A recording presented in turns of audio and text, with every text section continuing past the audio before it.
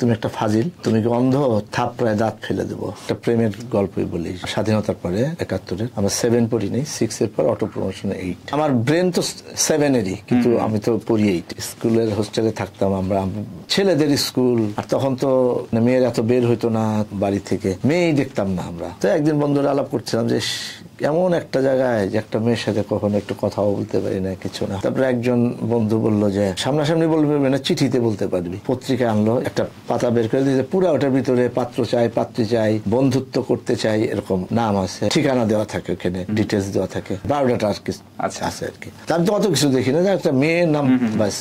তারপরে একটা চিঠি লিখলাম। এরপরে চিঠি লেখার পরে আর উত্তর আসে না, প্রায় 15-20 দিনের মতো হবে। হঠাৎ দেখি উত্তর আসছে, কিন্তু সেই উত্তরের চিঠিটা আমি দেখি আমার বাবার হাতে। তো বাবা দেখি যে খুব গম্ভীর হয়ে আমাকে চিঠিটা দিল। বাবা বোধহয় অলরেডি পড়ে ফেলেছেন। দিয়ে বলে যে এই জন্য আমি দেখলাম তুমি আগে এত ভালো রেজাল্ট করতা, আর এখন কেন খারাপ রেজাল্ট করলা। আগের বার দেখলাম যে তুমি সেকেন্ড হইলা, এবার দেখি তুমি 9th হইছো। এইসব করলে কি আর কিছু হবে? আমি তো আসলে কিছুই না। পরে আব্বা চলে যাওয়ার পর তাড়াতাড়ি চিঠিটি খুলে যে কি লিখছে দেখি।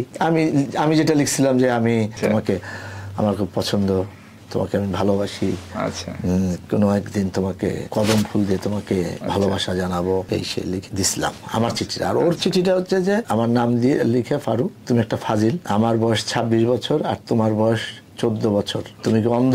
তুমি দেখো নাই যে আমার এখানে বয়স ছিল পত্রিকায়, তুমি আমার সাথে প্রেম, তোমার ছোট ভাই মতন, থাপড়ায় দাঁত ফেলে দেবো, পড়াশোনা করো।